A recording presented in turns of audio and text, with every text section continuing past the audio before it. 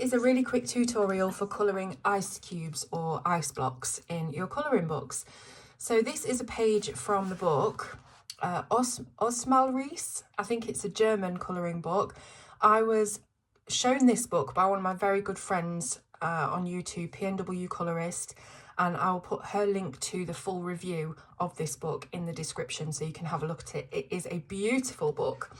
And I'll probably review it as well, but she's done a really good job of talking about it and she absolutely loves the book, so go ahead and watch that. First though, let's see how to colour one of these ice blocks. So you can see that I've coloured all of the other ones apart from this one on the igloo, and that's what I'm going to be showing you today. So let's zoom you in and move you across. Okay, so we're going to colour this ice block. I'm using Prismacolor pencils.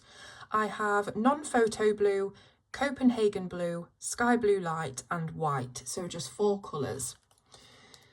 Now we start off with the Copenhagen blue, and I'm going to go from this side of the ice cube, just kind of copying really what I've done on all of the others. So we're going to use this shading guideline that the illustrator has put in and put some of this Copenhagen blue over that shading guideline quite lightly for now. We're also going to put this underneath the ice block on top to show a little bit of shading underneath. And then on this side, the face of the ice block, we're going to start just a little bit in from this line, this edge line. So kind of like we did on this side. And we're going to follow the edge around. And again, use that shading guideline for our darkest colour. And then on this side, again, just leave a little bit of a gap.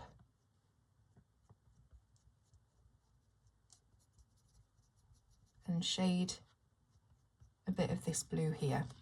Now on the bottom, where this line sort of comes up like that, we're going to follow it round and bring it up into the centre of the ice cube. So we need a little bit of variation. You can see exactly how many facets and things an ice cube might have, because it's not a perfect cube. It's going to have, you know, bits of ice that's chipped off. So really we're just trying to make it look as realistic as we can, or at least as I can with my skill level. But I think it is really effective when you see the whole lot like this. That's why I wanted to wait until I'd coloured quite a few of them so that you could see the impact of what it looks like when you've completed a page of ice cubes. So when you've done a little bit of shading there with your Copenhagen blue, you'll come in with the next colour, which is non-photo blue, and you'll extend that shading a little bit, but we don't want to go too far with it. We want to keep the majority of the ice block a very light blue or even white, because that's what's going to make it look transparent and glassy, and that's what we're going for. So I'm just extending that dark blue shading a little bit so that we have a kind of fluffy, lighter blue edge to all of those areas.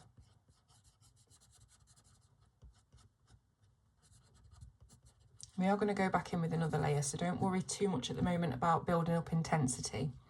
We've then got the sky blue light, and we're going to, again, extend those areas, but try and leave a little bit of the plain white of the paper if you can. Some of these blocks on this particular illustration have really tiny, small facets in them. So like here, you know, where it's going to be more difficult to leave a lot of white. So do your absolute best just to blend out with this sky blue, but to keep a little bit of fresh, clean white in the centre. Now we're going to go back in with the Copenhagen, and we're going to deepen up the lines and just crisp up those lines from the initial layer of shading that we did. Because it is quite important that your dark lines, as scaled back and as narrow as they are, should be quite dark, because it gives you the contrast that's needed to make this look super glassy. So I'm just going over everything I've done and just building that colour back up.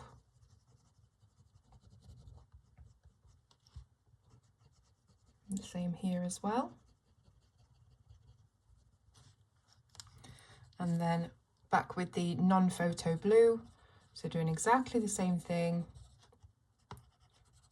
making sure that we've got a good intensity to our colour. Now on the outside edges, we're going to use the sky blue light to fill those in. So all of the edges that are right next to where you put the Copenhagen blue, we're going to do that and fill those in. This top edge as well.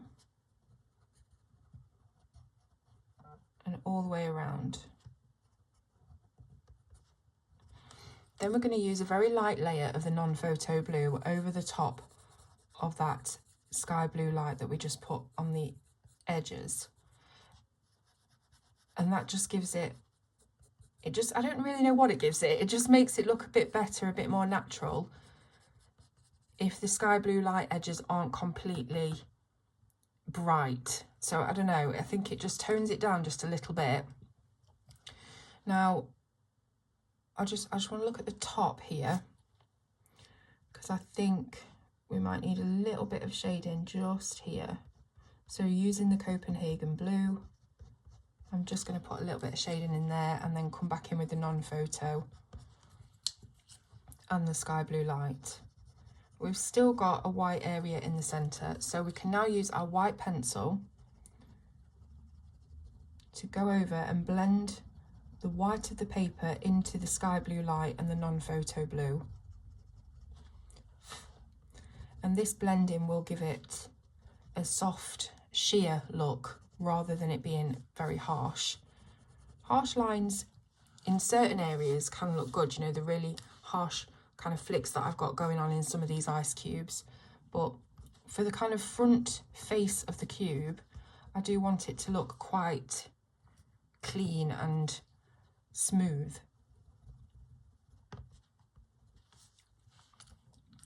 Now I'm going to use the Copenhagen blue just to add in this line on the other side. So you see how we left the gap?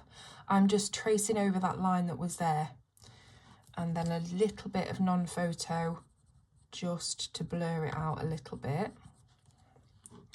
And then on the very edges of the ice cube, Copenhagen blue all the way around to outline it. So you're going around the edges, keeping that light stripe intact, but we're outlining the cube at the moment. And that again helps the light bit around the edge to pop when we outline the cube. So I'm just going to have a quick look and see what I think we need. I think a little bit more of non-photo blue here. And that's looking pretty good at the moment. So obviously you might not have this book and you might be colouring ice cubes that are completely differently shaped to this. But I suppose this is a general tutorial that you can try and adapt to whatever kind of illustration you have that has ice cubes on it. So just adding a little bit more colour here and there for intensity. Making sure that we've got some nice crisp colour on there.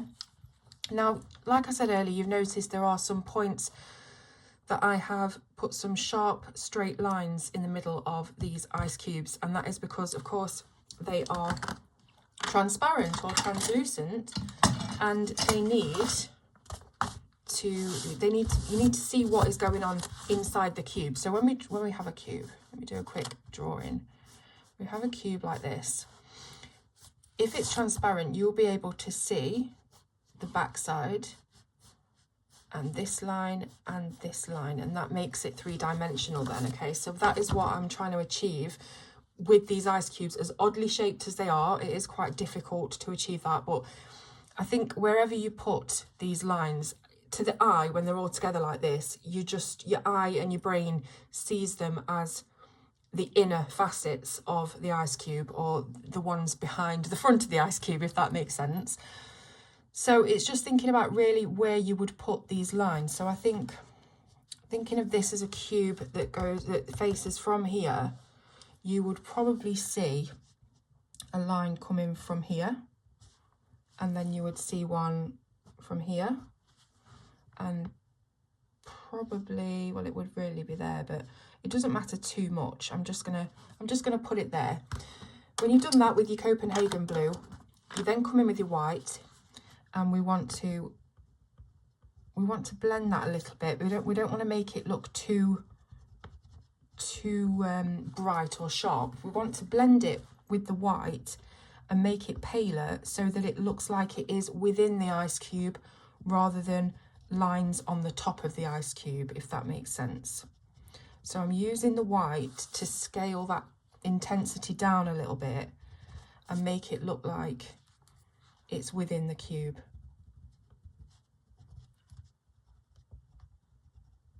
Which I hope that's achieved.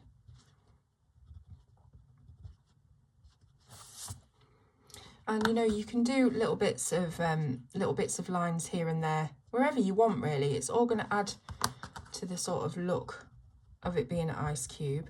But just that addition of white on the top really does help to fade those lines into the background and make you visually feel like they are deep within the ice. So last step would be, of course, because it's me, to add some white paint pen. Now, I haven't done this on any of the cubes just yet, so this is the first time I'm trying white pen on the cubes, but I do think this will help, again, just really bring out the glassiness and the shininess and the wetness of an ice cube. It's just figuring out now where I want to do it. So I wonder if, see, we could do the usual sort of standard route of something that's glassy by putting lines like this over it. That might work. You know, something like this. Or we could follow the edges that we've put that sky blue light in and make that a bit brighter. See how that looks? A little bit over here. I think the most important thing is, and this is something that I need to remember, is not to go wild with your white pen, because I think it can then start to look a little bit cartoonish. You know, I don't want to lose what I've got here, which I think is pretty nice, semi-realistic looking ice cubes.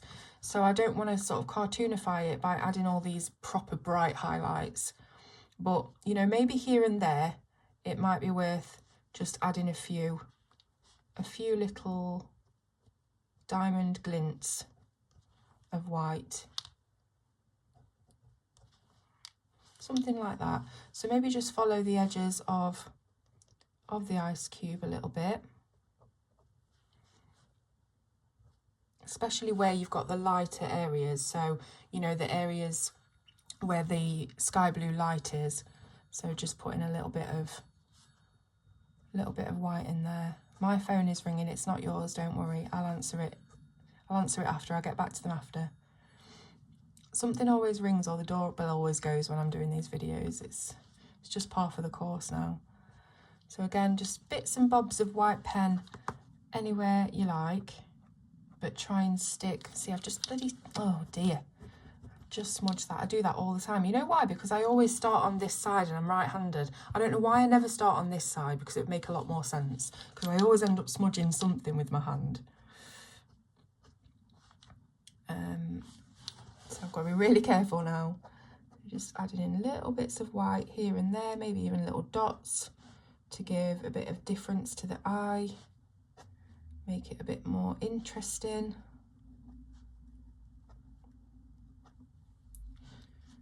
And yeah, just don't go too far with it, really. That's more of a warning to myself. I'm talking to myself, really, more than anybody else. So hopefully this very short video has given you a bit more of an idea of how to tackle ice, or something that is very glassy, translucent and wet. And as quick as it is, you know, it's only 3 pencils, 4 if you count the white. I do think it's quite effective, and that is my motto here at Colour with Claire, is to keep it very simple but very effective as well. And I think nobody could deny when looking at this page that these are blocks of ice. So thank you very, very much for watching, and I will see you soon on Colour with Claire.